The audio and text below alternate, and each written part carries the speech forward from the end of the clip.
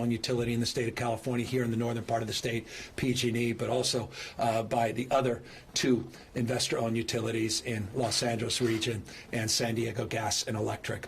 So the combination of all of these factors make for a moment in our history that we hope we don't have to repeat.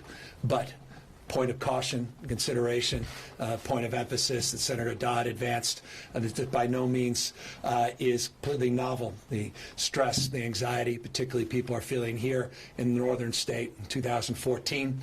In 2015, a little bit of respite in 16, but then historic wildfires in 17, and then topping all of that off, that Camp Fire and the Woolsey Fire, punctuating north and south, the worst wildfire season California had ever had in its history. And while we began this year feeling some confidence, we invested over $1 billion of new emergency preparation, new equipment, new suppression strategies, pre-positioning of assets. There was a sense of confidence as we moved through July, August, September, into October, hoping that we'd actually make it through. But what is inevitable this time of year is what we're experiencing this time of year: winds. The Diablo winds in the northern part of the state, the Santa Ana winds in the southern part of the state, combined with low humidity, create these conditions and spark this kind of anxiety.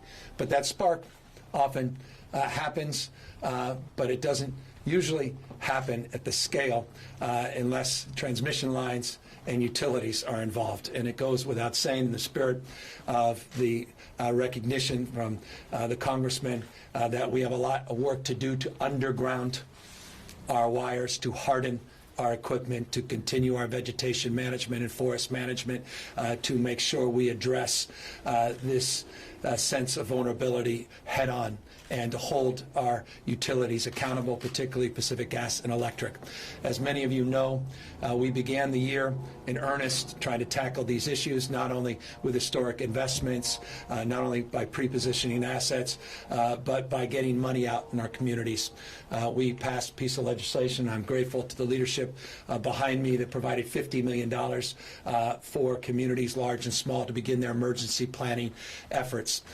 We initiated a series of efforts that led to $75 million appropriation that I was able to get out the last few days to help support emergency planning efforts, backup efforts, and supplement the state and federal efforts. $26 million to the counties, $10 million directly to the cities, including tribal lands in the state of California. The executive order, the emergency declaration today, will provide additional capacity to provide access to resources, be it unemployment insurance, a deal with tax-related issues at the Franchise Tax Board so people won't be penalized and fined, providing resources to allow for contracts to be procured in a more expedited manner, as well as providing more equipment to come into the state without the usual paperwork attached to it, as well as backup generation and equipment that doesn't have to necessarily go through some of our air quality standards because of the acuity of this moment. So that's what that declaration will provide. In addition, we have been blessed, and I want to once again thank the Trump administration and FEMA for their quick response and support with what we refer to as FMAG, the federal declaration that allows reimbursements and allows us to have the confidence that we can scale our efforts in a way where resources are secondary to the immediate needs of our community. So thank FEMA for all their extraordinary work. I want to as well thank OES, our Office of Emergency Services. We began the day there at Camp Mather, all hands, all of our federal partners in addition to FEMA, but also the local men and women in uniform. Not only the mutual aid, the firefighters, but also the sheriffs, the remarkable work of our public safety officers, local law enforcement, as well as the California Highway Patrol. Here's where we are. Here's where we need to go. Let me be precise. Kincaid fire remains the most stubborn challenge that we face and is immediately of top priority and focus. Over 3,000 individuals are working just on the Kincaid fire. It currently is no longer 10% contained. It has slipped a little bit only because of now the scope and size. It's now north of 50,000 acres. It was last advertised around 35,000 acres and 10% contained. What we're trying to do, it skipped Highway 128. We're trying to hold the line at Highway 101 in and around the towns of Windsor. And I'm the mayor of Windsor here, and I just want to thank him and Vice Mayor and the incredible resiliency that they have placed. He slept not a wink, and I just want to thank him for working so hard behind the scenes and all your incredible work that is not unnoticed by all of us and your community and the town of Healdsburg. We're doing everything we can to hold the line there and protect those structures and continue to make sure people that were supposed to be evacuating have evacuated. Go means go. When we call for an evacuation, evacuate. And we've evacuated close to 180,000 people, plus or minus. And people are being evacuated all throughout the northern part of the state. I have visited a number of shelters throughout the day, not here only in Petaluma, but down in Nevada, where we visited some of the hospitals, as Kaiser up here, the veterans up here, Veterans Memorial Hospital and Regional Hospital have all had to disperse their patients throughout the region. And we want to make sure that we're protecting the most vulnerable, and I think we're doing justice to that cause. But again, this is an imperfect process, and we want to fill in blanks where we are falling short. Communication always remains an issue. I was in American Canyon yesterday in a mobile home park. They were alerted not 48 hours before the power was shut down, but 4 hours before the power was shut down. So don't get me wrong. I'm not here to inflate the efforts. There's still areas of gaps, and we have work to do. I want to thank the businesses that have worked with the state to remain open. Some of the largest retailers in the country that happen to do business in this state are working as backup and providing critical medical needs by keeping their pharmacies open, by keeping their hours of operation expanded, and providing food, fuel, diapers, fill in the blank. So all hands focusing on Kincaid. Do what we can up there on that Ukiah fire before it flares up, being vigilant with all our pre-positioned assets throughout the rest of the state as we work through the peak of this wind event. We're now moving to the other side of that peak wind. Open by 11 tomorrow. The winds will have substantially settled down, not completely, but substantially. We had peak winds. We had some reports of up to 90 miles an hour, 80 miles an hour. I put that in perspective. The Camp Fire, the night before the Camp Fire, we had 60, 65 mile an hour peak winds. We've had peak winds north of 80 miles an hour. So this is a unique and challenging moment, an event, but we are unique and challenging people, and challenged only by contrast, meaning I'll put up the fortitude, the grit, the resolve, the community spirit, this community, this state up against any. They've been through a lot. We're going through a lot, but we're going to get out stronger, more resilient than ever, and we're going to have an IOU that doesn't look like the IOU today, a utility that does not look like the utility today, one that's more capable of meeting this moment, meeting Mother Nature's fury, and meeting the needs of a complex society, a 21st century society that deserves and demands more from private sector partners than they've experienced. So that's a broad strokes where we are. Just gratitude. Thank you to all of the people behind me and all the community leaders that are out there working hard. We're not out of the woods, but we are leaning in the right direction. We're happy to answer any questions. Governor, one of the things that some of the evacuees, especially up in the northernmost areas, we'll talk about is on their evacuation routes, it's taken them an incredible amount of time to get out. Some saying it's 4 hours or more. Yep. What do you know about that, and what can we do to make the evacuation routes better? Well, we were talking to 5 young ladies from Sebastopol that said specifically it took them 3 hours to get out. One, the 6th person who was at that table, said she got out because she had left 2 hours prior. It's difficult. Some of these areas are rural. Some of these areas only have one core evacuation route. Otherwise, it's back areas which could be potentially dangerous. So these are difficult things. Here's what's changed.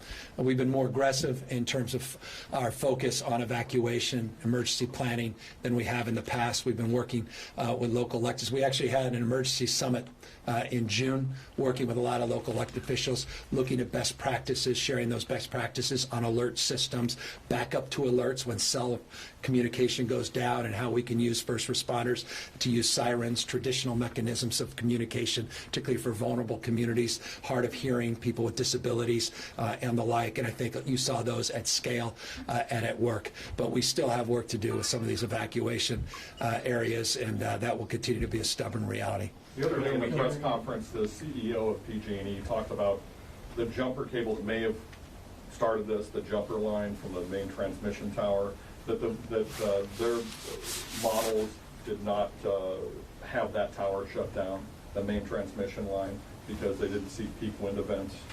Does that need to be re-examined, you think? Yeah. Because obviously something went wrong here. Yeah, no, all of this is being re-examined. Look, we had the Ridgecrest fire down in L.A. We're investigating that and what occurred. We're going to be investigating this. I don't want to opine on any facts until they're determined objectively, and then we'll make the appropriate decisions as it relates to accountability, responsibility, and then protocols and procedures moving forward. This morning, I met with my new chair of the Public Utilities Commission. I just want to remind you of the new requirements already at play. There is a plan to get out of this. This is not the new normal. And with respect to the CEO of PG&E, this is not a 10-year process. Let me reject that outright, that anyone should have to expect a 10-year process to deal with this reality that we're experiencing. That will not be the case. They will be held to account to do something radically different. They're required to invest $5 billion now. It's the law. We just approved that effort to provide $5 billion of public safety improvements.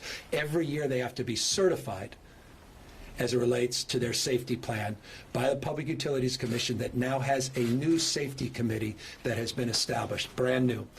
We also have tied compensation to the board members and executives at these utilities to safety. Their compensation, their bonuses are tied to safety.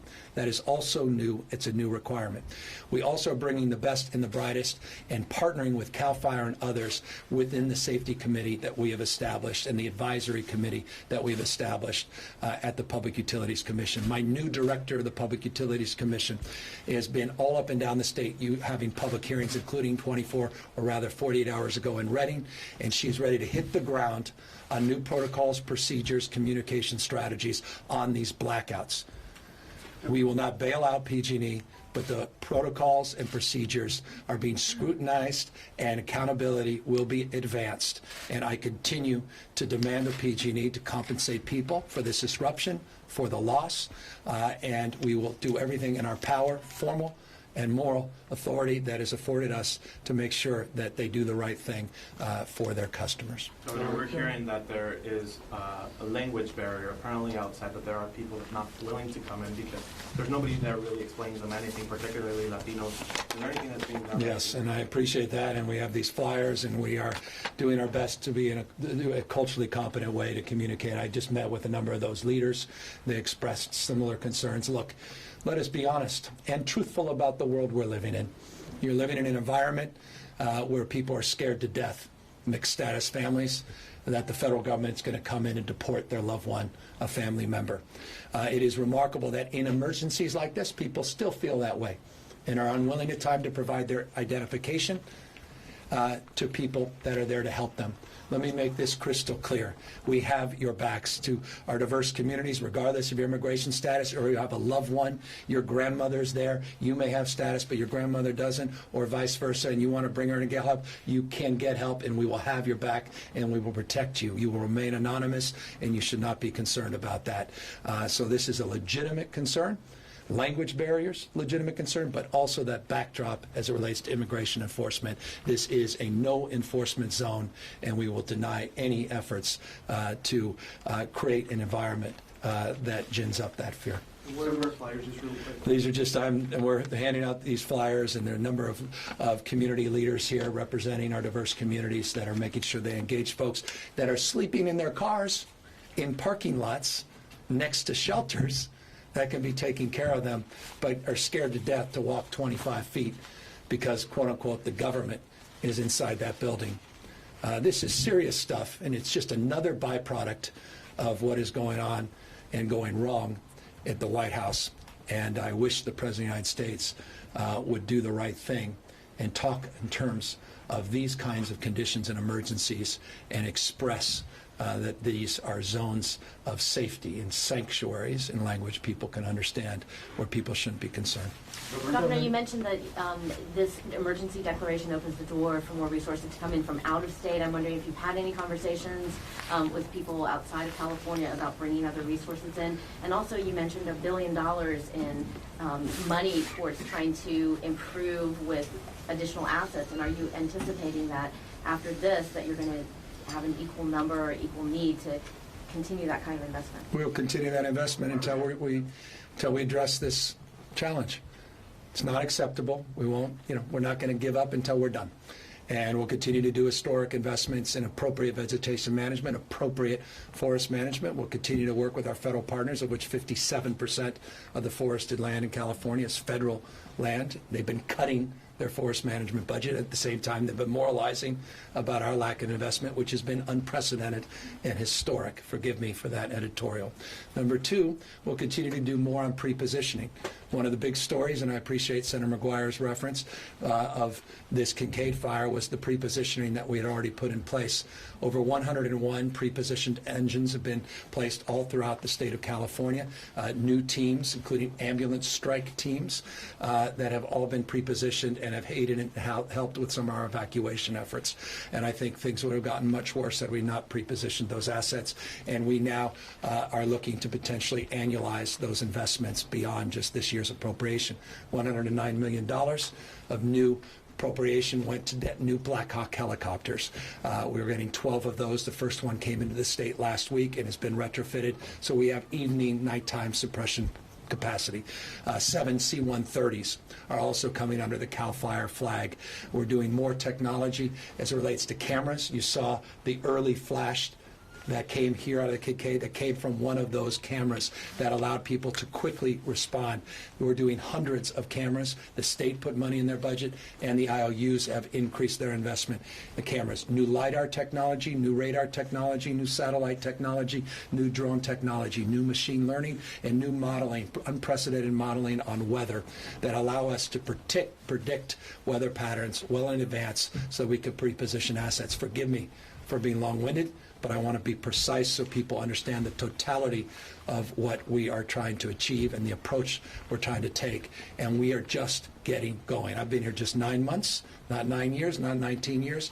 We own this, but we're going to own the future. We're going to address this issue, and we're going to take advantage of all the resources, including, forgive me for long-windedness, the first part of your question, federal resources to help in these efforts. And as I said, nothing we've asked from the federal government has been denied, and I want to thank again FEMA and the administration for not playing politics with those appropriations. Governor, you heard from at least one person today who was unhappy that you live so far from the fire. Yeah. You still got a mandatory evacuation. Do you think that how broad these evacuations were, did that save lives? And what is your message? No question, the evacuation saved lives. Not even. The fact that it was so large. Hey, these guys are experts, world class. Politicians, we're neither. World class or experts. And I listen to the experts. These guys have been at it for years and years. They understand the vagaries of Mother Nature and her fury. As wind conditions can change, humidity conditions can change, things can change on a dime. And you know what? We're not here to dream of regretting. And while that individual, I met with him, breaks my heart that he's sitting there with all kinds of medical condition and need, but you know what? He's getting world-class support right now. And for him to be vulnerable and alone in a community when we're just 5% contained in this fire, you can look at satellite, I'm glad he's here. And I'm sorry, and I totally, deeply regret that he's feeling that anxiety, and I understand it and I respect it, but I also respect these guys. Listen to the men and women in uniform. They're the experts. Go means go. Governor, you had mentioned 180,000 evacuees, which I took to be a statewide number. Do we know Yes. the number of fires statewide at this point? And can you put this in perspective? I'm thinking back to 2008, the firestorm then, as far as not destruction, but the breadth of this compared to some of those previous statewide disasters. What's so interesting about your question is potentially my response. Because it's completely counter to the feeling that we all have at the moment. The fires we're experiencing are not completely abnormal. even by historic standards. Now, there's been a bunch of flare-ups in the last 24 hours, but the fires we've had this last week around this time of year, San Diego fires, the LA fires with the Santa Anas coming up, aren't completely out of the ordinary. The acuity, the ferocity of this Kincaid, obvious, separate and above. But what makes this moment so different is the power shutoffs that overlay it. And that's where, obviously, people are feeling even more stress. As it relates to the number of fires, look, they had a Grass Valley fire where our phones lit up, and I just was walking over, and you feel like you've gotten your arms around that. The Diablo fire, which was out in the middle of nowhere, 20 acres, you guys got to that quickly. You got to that Caldecott, or rather the fire near CSU, and you were able to knock that down. I mean, these guys are doing amazing work. Even the fire, Grass Valley fire, the fire up near Ukiah, was 250 acres, now 350, but it was 0% contained an hour and a half ago. Now you're up to 20% contained. I can't believe I'm answering a question that you can answer so much better. So can you come up here, fill in the blank, and do more justice to the number of fires that are being sparked across the state? So my name's Mike Bradley. I'm the Northern Region Chief for CAL FIRE. We're a little bit below the normal amount of fires for this time of year, but like the governor said, this is very typical. We will see more starts, but we won't see the growth, I don't think, as much because of our pre-positioned resources, not only from CAL FIRE, but from Cal OES, from local government. We're constantly shifting resources around, so we'll be more successful. And you've seen that today by having smaller fires, and we do have one large fire taking a lot of resources. So it's counter to, again, the way people are feeling, the way, perhaps even the way we're approaching things, but we're taking nothing for granted is the point. We're being as aggressive as we've ever been. There's no passivity here. And again, the overlay of these power shutoffs legitimately create conditions and environment that's even more anxiety-inducing and potentially life-threatening. And I'm not naive about that. I was just at a Novato hospital working with the hospital administration to get backup oxygen tanks, of which they're having a hard time procuring for people that are in their homes but don't have electricity. And as the electricity continues to go out, or rather remain out, those concerns increase. And that's why we are just getting started, and we have an enormous amount of work to do in the next 3 or 4 days until all the power is restored. All right, last question. All right, thanks everyone. And that was good. Silence. I'll take advantage of it. Great job. Again, Gavin, thank you. I appreciate all that. I'm gonna get some sleep. Thanks for being here. 3,420. All right. One more windy night. Stay for an hour or two. Go back down. Wait tomorrow. Some rest.